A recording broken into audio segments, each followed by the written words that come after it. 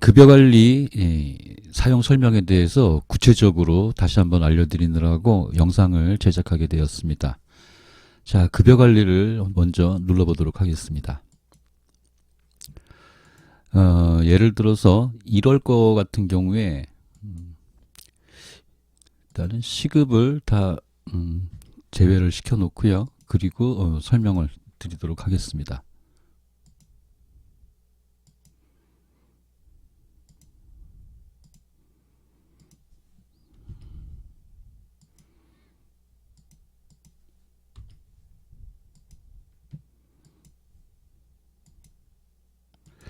여러분들도 아시다시피 급여라는 거는 시급 곱하기 근무하는 시간이죠.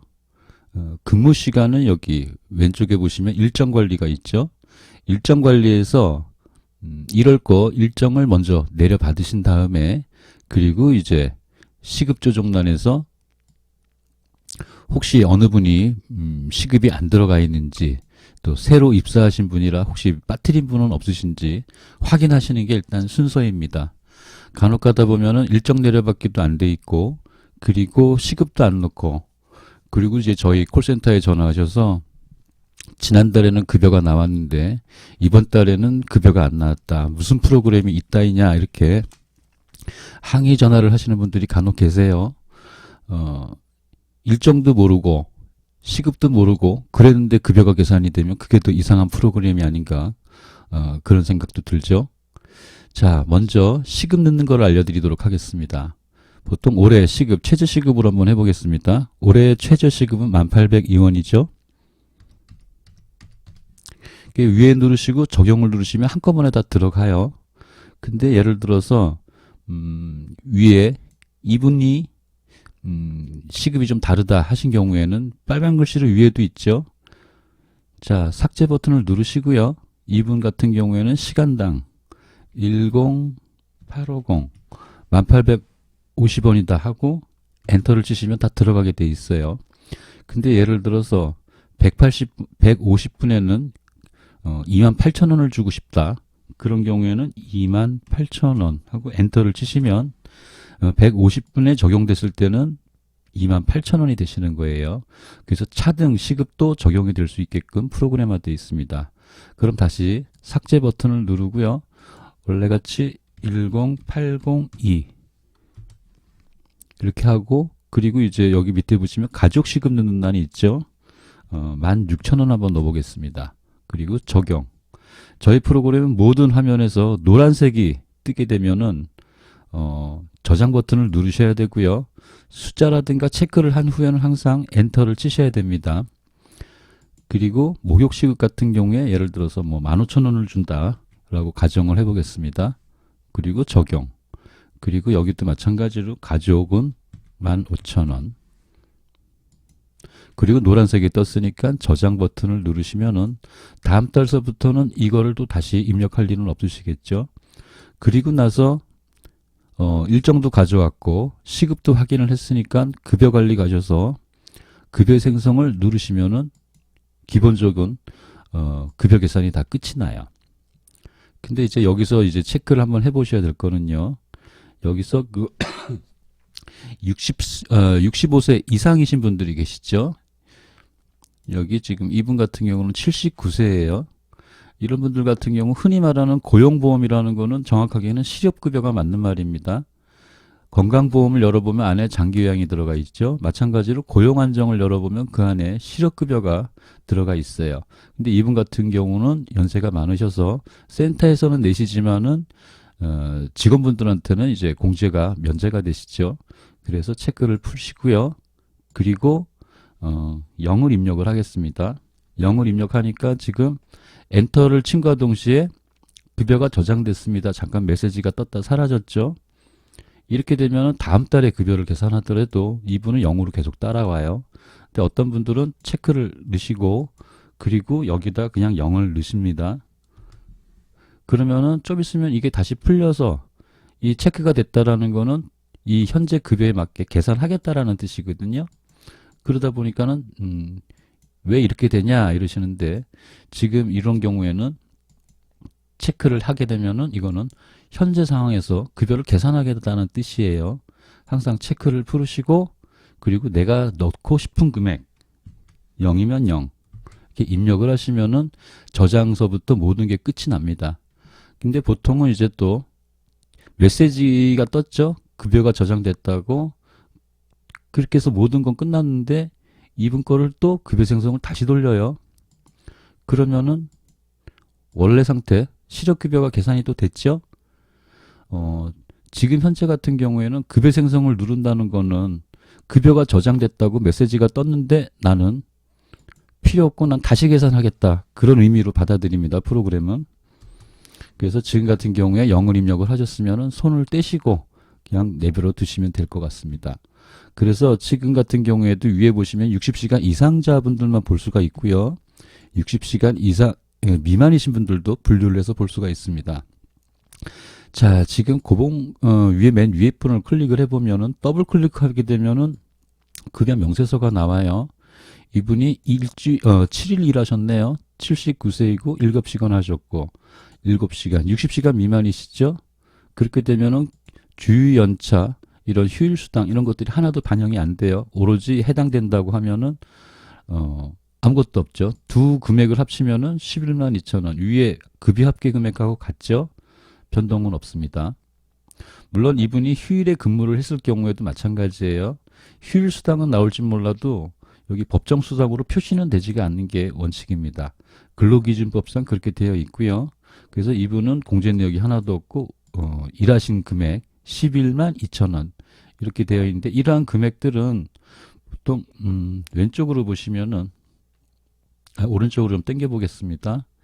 차인 지급액이라고 하거든요. 급여 실지급액이 되겠습니다. 그래서 이 부분들이 통장으로 이체를 해야 되는 그런 월급의 그 금액이다 이렇게 생각을 하시면 될 것 같아요. 그리고 여기 60시간 이상자분들만 한번 보겠습니다. 맨 위에 또 다시 한 분을 클릭을 해보니까 명세서가 뜨죠. 이분은 123시간을 일을 하셨어요. 밑에 보면 어느 분한테 일을 했는지 이게 확인이 가능하시죠. 그리고 이분은 서비스 내용만 끝나는 게 아니라 이분은 또 5등급도 계산이 들어가네요. 참고로 5등급 가산금은 자동 계산이 되고 있습니다. 그래서 이 금액을 기본 주휴 연차 그리고 이제 비과세 수당 보통 식사대라고 그러는데 이 비과세 예를 들어서 법을 지키고 100만 원이었는데 뭐 수고했다고 5만 원을 더 줬으면은 법을 지키고 5만 원을 더 준 금액이 비과세로 갈 수 있는 금액입니다. 이러한 부분들이 자동화되어 있고 탑 프로그램의 경우에는 비과세를 뭐 30만 원을 집어넣어서 이렇게 되면은 기본 수당이 줄어들겠죠. 그러면 결국에는 시급 위반이 돼버리고 최저시급 위반이 되는 부분이고 그러한 점을 또 저희 쪽에서는 보호하기 위해서 비과세 수당은 금액은 함부로 넣지 못하고 자동화 처리로 되어 있다는 거 알고 계시면 될 것 같아요. 그래서 지금 기본 주휴 연차 비과세 수당 보존 수당 어차피 급여 합계 금액을 거꾸로 푼 거기 때문에 변동사항은 없어요. 그리고 예를 들어서 연차를 안 주고 연말에 주겠다고 하는 그런 센터들도 있으시죠. 그런 경우는 직원관리에서 한번 잠깐 들어가 보겠습니다. 직원관리 정상적으로 근무를 할 경우에는 연차는 15개로 돼 있어요. 근데 예를 들어서 연말에 정산을 하겠다라고 하면은 0을 입력을 하시면 되세요. 0을 입력을 했다고 해서 급여 계산이 바뀌는 건 아닙니다. 지금 이분만 별도로 다시 급여 생성을 해보겠습니다. 자, 이렇게 다시 계산을 하고 더블 클릭해서 확인 한번 해드리겠습니다. 급여 명세서를 보니까 여기 연차 금액이 빠졌죠. 조금 전에 직원관리에서 환경 설정을 연차를 0으로 바꿨기 때문에 이렇게 나타나는 거예요. 물론 금액 변동은 없습니다. 근데 이제 나중에 연차를 내 임의대로 주겠다고 하실 경우에는 연차 수당 여 자리에서 뭐 5만 원을 넣는다든가 그래서 또 엔터를 치시면은 저장이 또 따로 별도로 계산이 된다는 거 알고 계시면 될 것 같고요. 휴일 수당에 대해서 말씀을 드리면요. 우리나라는 기본 최저시급의 50%를 반영하게 돼 있어요. 그게 근로기준법입니다. 공단에서 30%를 준다고 해서 시급의 30%를 주시는 경우가 있는데 공단에서 1%를 주시게 되면 휴일수당을 1%를 주실 건지 한번 여쭤보고 싶은 마음도 항상 있는데 일단은 휴일수당의 부분도 바꿀 수가 있으세요. 여기 공지사항에 보시면은 1802원의 경우 30%만 주시겠다 하게 되면은 휴일 수당을 37.73%로 조정을 하시면 되는 거예요. 자, 다시 한번 보겠습니다. 여기 휴일 수당을 제가 이렇게 해놨네요. 근데 예를 들어서 정상적으로 주고 싶다라고 할 경우에는 위에 50% 휴일 적용 이렇게 하시고 이제 노란색이 떴으니까 저장 버튼을 누르시면 되겠죠. 그러면 원래 상태로 돌아오면서 세팅이 다시 되는 거예요. 세팅이 다시 됐다고 해서 급여가 바뀌지는 않습니다. 급여 생성을 다시 버튼을 누르셔야 돼요. 그래서 급여 관리 가셔서 급여 생성 누르시게 되면은 이제 모든 거는 휴일 수당에 대한 부분들은 최저 시급의 50%로 다 바뀌어 있는 것을 확인하실 수가 있으세요. 예를 들어서 60시간 이상자인데 위에 분 두 번째 분 보겠습니다. 예를 들어서 고생했다고 포상금으로 5만 원을 줬어요. 그러니까 바로 식사대가 5만 원이 들어가죠. 다시 한번 보겠습니다. 0을 넣고 엔터를 쳤어요. 그랬더니 식사대가 0이죠. 이분 같은 경우에는 지금 법에 맞춰서 딱 떨어지는 그런 분이세요. 근데 법을 지키고도 5만 원을 더 줬으니까 식사대가 자동으로 이렇게 잡히는 거예요. 물론 60시간 이상 미만이신 분들한테 해당이 없는 부분입니다. 4대 보험은 어차피 60시간 이상자분들의 혜택을 주기 위한 부분이라는 건 알고 계실 거라고 생각을 해요. 그래서 이렇게 교육비라든가 추가 수당에 대해서는 여기다가 넣으시면 되는데, 예를 들어서 뭐 팀장급이어서 뭐 2만 원씩을 매달 고정으로 주고 싶다 그러면 직책수당에 넣으시면은 2월달 3월달 계속해서 급여 생성 시에 이 직책수당 금액은 변하지 않고 따라가게 돼 있습니다. 그리고 교통비 같은 경우도 마찬가지예요. 차를 운행한다고 해서 수고비로 기름값으로 5만 원을 줬다. 이렇게 되면은 이분은 그냥 5만 원을 주신 것 뿐이고요. 이게 비과세 5만 원이라는 거는 있을 수가 없는 일이에요. 다 전체를 계산해서 나눠지는 겁니다. 그래서 식사대로 먼저 빠지고 자가운전 보조수당까지 20만 원 내에서 빠질 수 있으면 빠질 수가 있겠다. 이렇게 생각을 하시면 돼요. 그래서 처음에 세팅을 하실 때 차를 갖고 다니시는 분들은 여기 직원관리에 여기 보면 차량 유무가 있죠. 여기에 체크를 하시고 엔터를 치고 저장을 하신 다음에 급여를 생성하시면 될 것 같아요. 그리고 여기 인쇄관리 보시면은요. 지금 보고 계시는 화면이 급여 대장이에요. 자, 대부분 세무사무실에서 놓치고 있는 부분을 하나 추가로 말씀드리겠습니다. 공단에서는 4시간 이후 시간, 예를 들어서 뭐 5시간을 근무했다 그러면은 5를 곱하는 게 아니라 4시간 반을 곱하게 돼 있어요. 30분, 4시간 이후의 시간은 30분씩 휴게 시간을 주게 돼 있는데, 이런 부분들은 저희 프로그램에서는 프로그래머가 되어 있지만 일반 세무사무실에서는 그냥 5시간 곱하기 시급 이런 식으로 계산이 되죠. 아마 세무 비용도 나가실 텐데 월급도 더 주게 되는 꼴이 되지 않을까, 이런 것도 한번 생각을 해줄 필요가 있으시고요. 급여 명세서 같은 경우에 한 분 한 분 클릭을 해보면은 이렇게 확인할 수가 있죠. 그리고 전체 선택을 하시고요. 인쇄를 누르셔도 됩니다. 그리고 2장이 필요하면 2장. 그리고 여기 급여 명세서 문자 보내기가 있는데요. 이 문자 보내기를 누르면은 이 서식 자체가 이 각각의 요양 선생님들한테서 다 핸드폰으로 다 발송이 되고 마무리가 되겠습니다. 그리고 여기 보시면 퇴직금 리스트도 있죠. 그리고 인원이 많은 경우에 은행에서 제출하는 경우가 있습니다. 이게 이제 은행 서식인데요. 당행이 있고, 당행은 지금 안 나타나죠. 은행명을 넣지 않았기 때문에 안 나타나는 거예요. 타행도 마찬가지입니다. 그리고 퇴직금 리스트 나오고, 지금 제일 중요한 게 이제 재무회계를 하면서 사회복지 전산망에 매월 직접비 간접비 나눠서 급여 대장을 올리셔야 되는데 이게 완성이 된 거예요. 여기서 추가로 작업하셔야 되는 건 직원 번호인데, 이거는 그 시스템 번호라고 해서 그 사회복지 전산망에서 제공을 하는 번호죠. 이 번호도 역시 직원 관리하면 맨 오른쪽에 보시면은 직원 번호를 넣는欄이 있습니다. 여기에 넣으시면 연동이 되게끔 처리가 되고요. 그리고 이제 일반적인 프로그램들, 어떤 프로그램들 같은 경우에는 이 비과세 자체가 계산이 안 되는 프로그램들도 많이 있는 걸로 알고 있어요.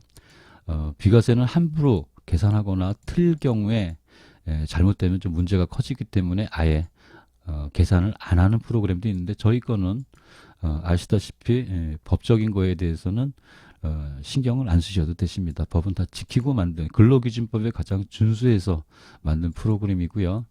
여지껏 현장 실사에서 한 번의 지적사항도 없었던 유일한 프로그램이다. 이걸로 저희가 늘 말씀을 드리고 있습니다.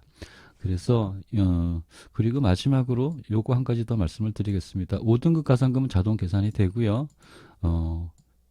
장기 근속수당의 경우에는 한번 입력을 하시면 마찬가지로 다음 달 급여도 따라가게끔 되어 있습니다. 그리고 소득세, 주민세 같은 경우는 연말정산 3월 10일까지 하게 되어 있죠. 그때 이제 결정세액이 나오면은 급여에서 차감을 하고 내셔도 됩니다. 당월 빼셔도 되고요.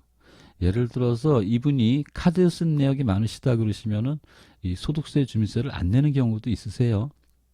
그걸 알고 계시면 되고요. 그래서 만약에 그 월급에서 차감을 하고 소득세, 주민세 결정세액을 냈다고 하면 그 금액만큼을 기타 공제에다 넣으시면 되겠죠. 그리고 이제 그 최저 시급이 아닌 지금 현재 시급의 뭐 30%를 주시는 경우에 보존수당에 마이너스가 나오는 경우가 있어요. 지금 여기서는 안 나타나네요. 그런 경우에 조정급여에 한번 똑같은 금액을 입력하시고요. 그리고 기타 공제에다가 똑같은 금액을 입력을 하시면은 어찌 보면 돈을 더 줬다가 다시 뺐고 서류적으로만 맞추는 겁니다. 그렇게도 방법이 있는데 원칙대로 하는 방법보다는 조금 한 단계 더 복잡해질 수는 있겠습니다. 일단은 뭐 그 저희 프로그램은 근로기준법이 기본이다 보니까 기본을 지키시는 분들은 너무너무 간단한 그런 방법이 되겠어요. 현재 나와 있는 프로그램 중에서 아마 급여 계산 방식 일정 관리해서 일정 내를 받으시고 시급 조정해서 한번 확인하시고 그리고 급여 생성 이게 끝이죠. 어찌 보면은 뭐 1단계라고 볼 수도 있습니다. 다 자동화가 되어 있기 때문에. 그리고 이제 예를 들어서 그 시설장님이 대표이신 경우에 직원관리에서 대표님을 시설장님을 대표로 직함을 고치게 되는 경우에는 퇴직금 계산이 안 되게끔 되어 있어요. 그리고 아르바이트 사무원을 쓰시는 경우에는 직원 추가를 누르셔서 맨 밑에 보이시죠? 이분에 대한 거를 적으시고 그리고 월급제인 경우에 여기 주 5일 근무제를 월급제로 바꾸시고 금액을 넣으시면 되겠습니다. 그리고 나서 그분 것만 다시 급여 생성을 하시면 되겠죠. 다시 말씀드리지만은 시급 조정을 했다고 해서 급여가 바뀌지는 않습니다. 항상 예를 들어서 일본이신 분이 그랬다 그러면은 체크를 하시고 급여 생성 하시게 되면은 급여에 대한 부분 다 마무리가 된다고 보시면 될 것 같습니다. 잘 이해가 안 가시는 부분들은 더블 클릭하셔서 급여 명세서로 확인해 보시면은 다 맞으시고요. 그래도 모르시겠다라는 부분들이 있으시면 저희 콜센터로 전화 주시면 친절하게 알려드리도록 하겠습니다.